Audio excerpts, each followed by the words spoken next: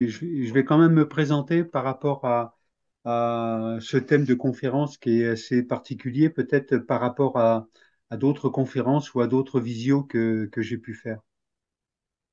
Donc, d'abord sur cette visioconférence, je crois que ça doit être la cinquième qu'on fait ensemble, Constantin. Et à chaque fois, ce sont sur des thèmes différents, mais qui ont toujours un point commun, qui est la mythologie.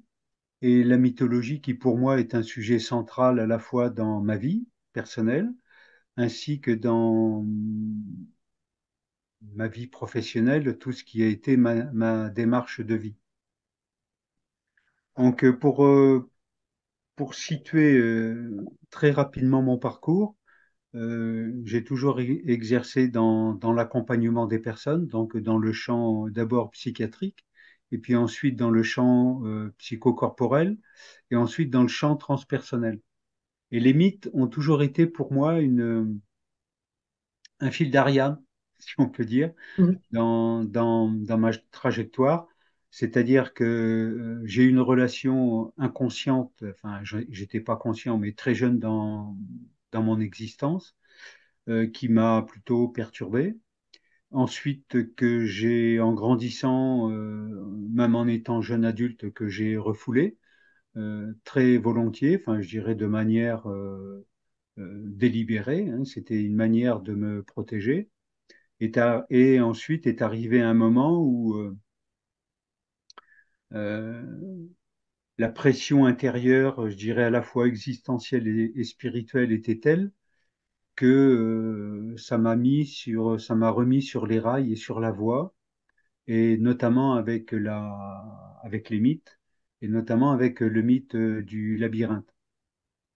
C'est pas le sujet de la conférence aujourd'hui sur le labyrinthe, mais c'est pour situer que dans mon parcours personnel, le mythe du labyrinthe était très important dans le cheminement intérieur pour trouver du sens, à la fois au niveau existentiel, au niveau psychologique, et aussi au niveau spirituel, voire même transcendant. Et ça m'a permis de me comprendre, comme j'accompagnais des personnes, de comprendre les autres, et sous un autre angle que j'aurais pu l'aborder si j'avais abordé la mythologie quand j'étais plus jeune. Enfin, avant ces prises de conscience. C'est-à-dire que quand j'étais jeune, bah, comme beaucoup de personnes, euh, j'ai eu un passage sur la mythologie, enfin, qui correspond à la scolarité, donc j'ai compris ce qu'on nous enseignait, enfin, je croyais avoir compris tout ce qu'on nous enseignait. Ensuite, quand j'ai exercé dans le champ psy, donc dans la formation, il y avait évidemment un rapport à la mythologie, parce que les mythes sont la base de la psychologie, enfin, où la psychologie va reposer sur l'étude des mythes. Ça a renforcé, je dirais, le premier formatage de base que j'avais eu, donc j'y ai cru. Bon, quelque part, ça m'a aidé, mais de manière assez aléatoire. Et quand dans ma démarche, à la fois qui était personnelle et professionnelle, on va dire de reconversion, pour sortir du système institutionnel et puis accompagner les personnes en activité libérale, donc sur une démarche à la fois de formation et puis aussi qui était à caractère initiatique, là j'ai revisité les mythes, mais avec un engagement personnel qui était très fort, et qui était très fort, qui était indispensable et qui était volontaire, à la fois pour moi et qui était voulu dans la démarche du groupe dans lequel j'évoluais. Et donc à partir de ce moment-là, à la fois j'ai vécu des rapports aux mythes qui étaient très personnalisés, c'est-à-dire que je me suis rendu compte que les mythes parlaient me parlaient profondément au niveau de l'âme, hein, pas au niveau du cerveau analytique, au niveau du cœur sensible et intuitif. Et en même temps, donc, dans cette période qui a quand même duré une dizaine d'années, euh, j'ai étudié beaucoup de mythes. Donc, les mythes grecs, la mythologie égyptienne, la mythologie celte, la mythologie amérindienne du Nord, la mythologie japonaise et la mythologie aussi celte norroise, c'est-à-dire celle de Scandinavie. puis quelques regards sur les mythes brésiliens et sur les mythes africains. Et ce dont je me suis rendu compte, c'était qu'il y avait un langage commun, universel, mais qui avait des traductions, euh, je dirais, culturelles et civilisationnelles qui étaient différentes, euh, qui avaient ouais, des aspects différents en surface, mais qui avaient vraiment un point commun.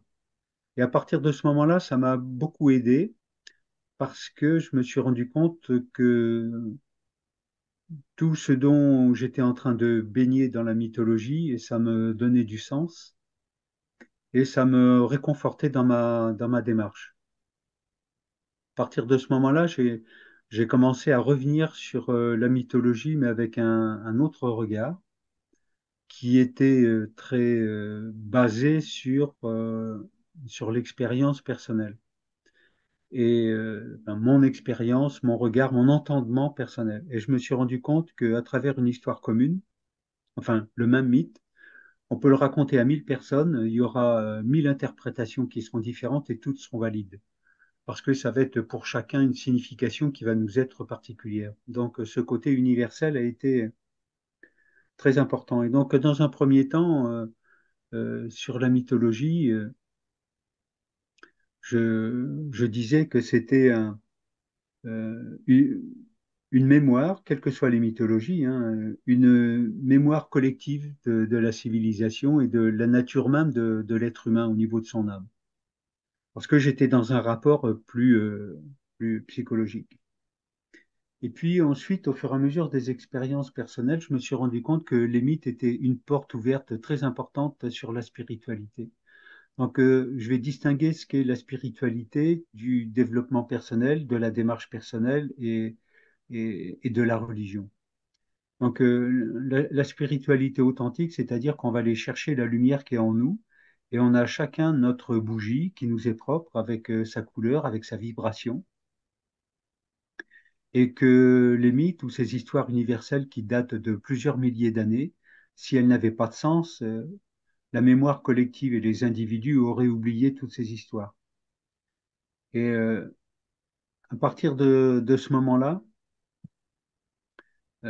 comment dire, c'était le rapport est devenu beaucoup plus à la fois simple et complexe. Simple, c'est-à-dire j'acceptais d'être comme un enfant dans le rapport au mythe, et complexe parce que je découvrais beaucoup beaucoup d'éléments qui pouvaient, comment dire, se développer un petit peu comme un schéma heuristique. C'est-à-dire qu'il y a un centre, et puis il y a beaucoup d'éléments. On n'a pas l'impression qu'ils se rejoignent, qu'il y a des liens, un peu comme une toile d'araignée. À partir de ce moment-là, quand on comprend ça, on peut arriver à faire une synthèse et une compréhension qui soit de nous, mais pas celle de quelqu'un qui est de l'extérieur et qui va nous donner notre propre interprétation.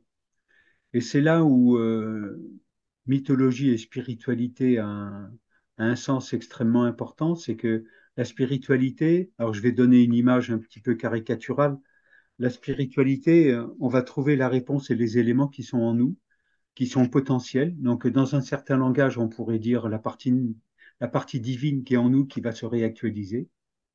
Alors que la religion, ça va être une parole ou des réflexions ou une vérité qui vient de l'extérieur à laquelle on est appelé à adhérer ou pas.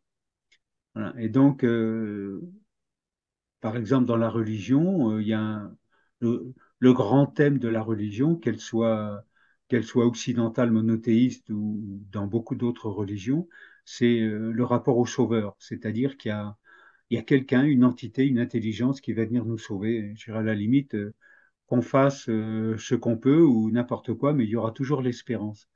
Alors que quand on est dans la spiritualité, c'est, comment dire, c'est l'éclairage intérieur, notre responsabilité par rapport à l'éclairage intérieur qui va être déterminant.